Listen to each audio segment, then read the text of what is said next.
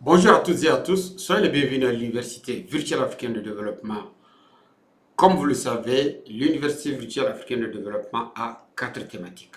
La thématique sur l'éducation, la thématique sur l'entrepreneuriat afin que les connaissances apprises lors de l'enseignement soient appliquées, le développement personnel dans l'optique de former des Africains ayant une formation complète et enfin la politique car comme je l'ai dit, tout est politique. Ceci étant, aujourd'hui, on va parler des réseaux sociaux et surtout de leur mauvais côté, à savoir le fait que les réseaux sociaux sont addictifs. En effet, les réseaux sociaux comme TikTok, Facebook, Instagram, YouTube sont indiscutablement des avancées technologiques majeures au XXIe siècle, car elles permettent l'information, elles permettent l'éducation, elles permettent la connexion sociale, la publicité, l'e-commerce. Elles permettent aux infopreneurs de gagner leur vie, pour ne citer que cela. Toutefois, les réseaux sociaux sont très chronophages.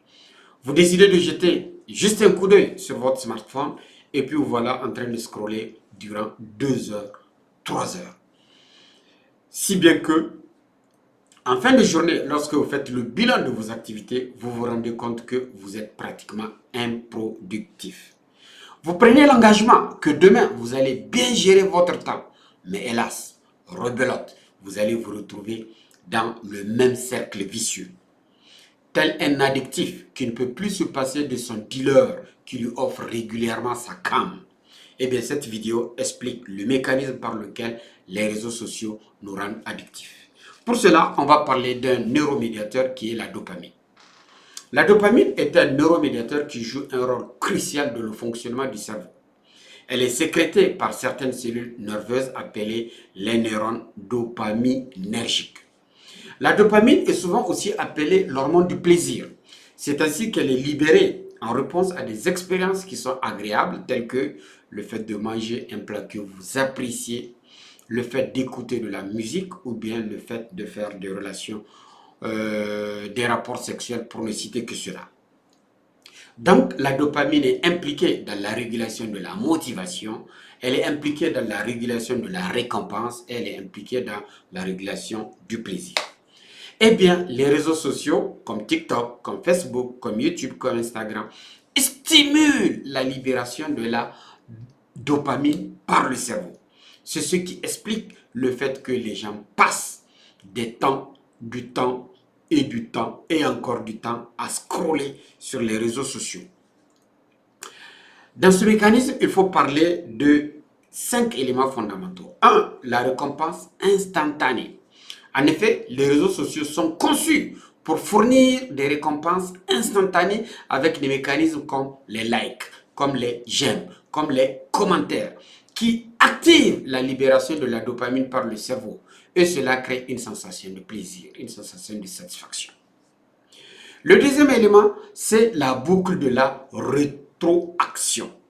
En effet, les réseaux sociaux sont créés de telle sorte qu'il y ait une boucle de rétroaction positive où les utilisateurs sont encouragés à partager davantage de contenus pour obtenir des récompenses.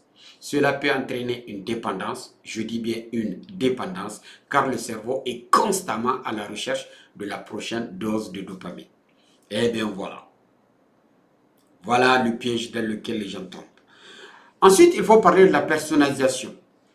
En effet, les réseaux sociaux utilisent des algorithmes qui sont de telle sorte que selon les mots-clés que vous utilisez pour faire une recherche documentaire, on va vous proposer des contenus en relation avec vos mots-clés. Si bien que les algorithmes des réseaux sociaux sont conçus pour personnaliser le contenu en fonction des intérêts et en fonction des préférences des utilisateurs. Et bien cela augmente la probabilité que les utilisateurs voient le contenu qui les intéresse et qui déclenche la libération de la dopamine. Une fois de plus, le cercle vicieux. Cela a quand même de l'impact sur la santé. En effet, la dépendance aux réseaux sociaux et la recherche constante de récompenses peut avoir un impact négatif sur la santé des utilisateurs.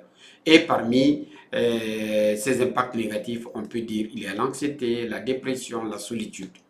Et un des éléments et non des moindres, c'est la perte de la productivité. Autrement dit, la diminution de la capacité à se concentrer sur son travail et à faire pondre son projet ou son article qui nous préoccupait pendant tout ce temps. Donc, moralité, il faut dire qu'il faut gérer l'utilisation des réseaux sociaux. Il faut une utilisation modérée et limitée par les utilisateurs.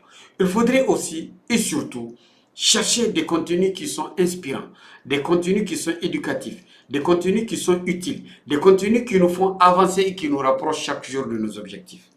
Il faudrait aussi, de temps à autre, prendre des pauses régulières pour se reconnecter et se ressourcer. Eh bien, mesdames et messieurs, voilà ce que j'ai bien voulu partager avec vous dans le cadre de l'addiction due aux réseaux sociaux, qui est due à la sécrétion permanente de la dopamine lors des stimulus dus à des likes, dus à des j'aime. Et j'ose espérer que nous en ferons un bon usage pour savoir comment utiliser et optimiser l'utilisation des réseaux sociaux. Sur ce, je vous remercie et on se donne rendez-vous pour la prochaine capsule.